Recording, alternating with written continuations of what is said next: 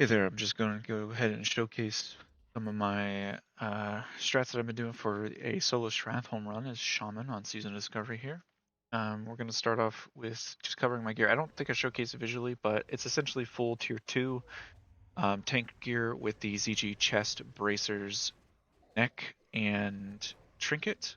And then I have the Overlord rings for the avoidance as well as the Overlord cloak. A pretty high avoidance set. As you can see, my avoidance in the bottom left next to my durability on LVI, I've set it as 104, 105%.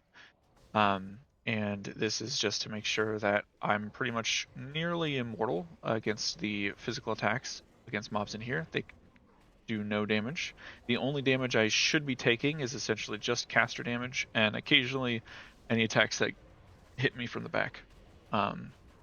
You want to try and do some seesaw kiting. I don't do necessarily an exemplary job in this footage here, but otherwise you get slowed a lot, so I try to offset that with the spirit wolves and along with the uh, decoy totem.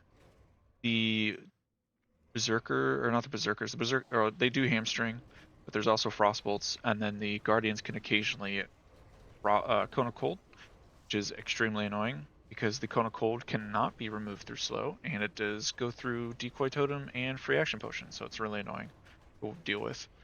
But otherwise, my first pull here, I stop here. I get into the corner. As you saw, I got kind of stuck on the wall there. Unforgiven, the boss will freeze you. And if he freezes you while the A-bombs knock you up, you need to decoy that off. Otherwise, they will evade bug reset, which is really annoying. Just slows down the clear time a bit. Otherwise, most of the people I'm attacking here, I'm trying to target is the A-bombs and the Unforgiven. They're very tanky in comparison. Otherwise, I'm just making sure I keep Magma down or Fire Nova just to get a lot of cleave done while I'm just killing these tankier mobs. You'll see most of my Maelstroms I'm pumping either into self-healing during casters when they're alive or doing just Maelstroms. You didn't see it here, but I also popped my ZG Trinket to double the Lightning Shield with the spell power boost for Mental Dex and the Defender's Resolve. Yeah, your Lightning Shield's doing like over 1,000 damage per tick to everything around you, so it's very powerful. It kills the casters really quickly when they come into the line of sight. Otherwise, I'm just finishing off these mobs, and that's the end of the first pull.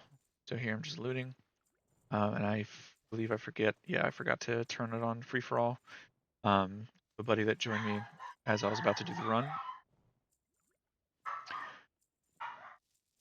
and right here we're just looting, and then the uh, essentially, I don't know if you noticed, but during the run, I did not have Lightning Shield or Boon of Fire active.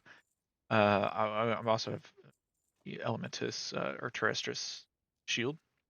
This is important because of the Boon of Healing and the Boon of Fire, as well as the movement speed's nice. But it's important is that you don't run this during the pull, because if you accidentally pull a citizen, they can put the curse of, I forget what it's called, but it's the 75% healing reduction curse, and it's very brutal. Because with that in tandem with the casters, if before they're dead, they can just kind of just gun you down, and you can't really off heal it. See there, I turned off my 2 auras as I'm doing the second run. I totem project there into the cave or the gate. This triggers the gate actually, because I guess totems count as a creature to trigger it. This is useful because what we're going to do is we're going to gather the mobs while those gates are down, and this will make it so when I get back there, the gates will be up for me to freely run through, so I don't have to worry about being stuck on the rats. It's important that you might, for if you don't have enough avoidance, which to technically you only need around 98.4% avoidance, I believe, because the highest mob in here is only 58 on these pulls. The problem is those rats, I don't think they do it in this run, but they will occasionally apply a blue-looking disease that lowers dodge by 10%. And that can be absolutely devastating if you like have too much of a critical mass of melee on you, and because even if 1 of 10 attacks still go through it, depending on whose it is, it can be detrimental enough to end the run there or die from. You notice I'm doing like these seesaws to try and make sure, but I just barely poke my back for just a half a second, and you see I get spiked pretty hard. So it's very important you try and run pretty quickly, or correctly rather I should say. So once I grab all of these, this is the next kill spot. I jump on this barrel here, and same as before. The second pull's a lot easier in terms of things to worry about because you only have 1 A-bomb instead of 2 A-bombs. and you're not fighting the Unforgiven, so you only get knocked up once every occasionally. You see I pop my ZG trinket there, and damage is just rolling in, everything's falling over. At this point, I try to just make sure I'm targeting the patchwork. You could probably do macros here, but I just sometimes just tab until I get to them, or I'll type in like /target, just manually type it. Um, Definitely can be optimized here. Both kill spots, by the way, this spot and the one I did before, is in range of the fountain. So if you're boosting anyone or carrying anyone for XP, they can safe spot on the fountain the entire time and not worry about any pesky things going to kill them. So it is AFK friendly from that perspective. You still have to pull the front room, of course, before they move to the fountain, but it's pretty nice. I would say that I've not hyper optimized it, but I've optimized this run pretty well so far.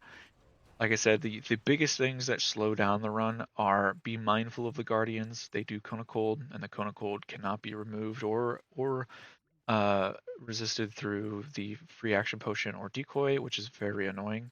So try not to run into face on the guardians. Try to run around, and of course decoy totem whenever you get slowed through frostbolts, and then spirit wolves to get the movement speed to help try and speed up the run. You'll notice that my durability in the bottom left is about 51%. These runs do anywhere between 40 to 60% of your shield durability, so the downside is you do have to repair each run. I offset this through a few things. I'm engineering, so I can just drop a whatchamacallit, and as you see here, I did this run in under 7 minutes.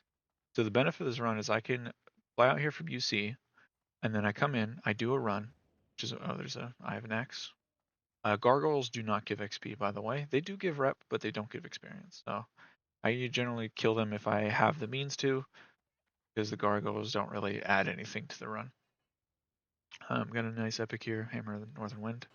But they're nice. I don't know. I'm just giving it to this guy. I don't care about it.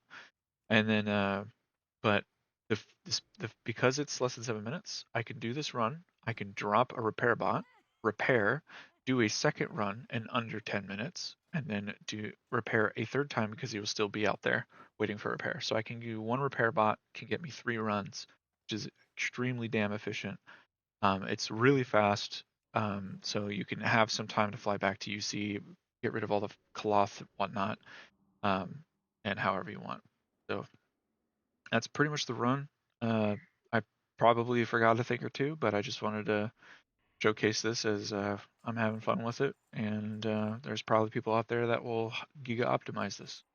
Just wanted to kind of plant the seed of that it is doable, and people feel strongly opinions about it on doing it more, so be it. But other than that, I'm just thanks. Take care.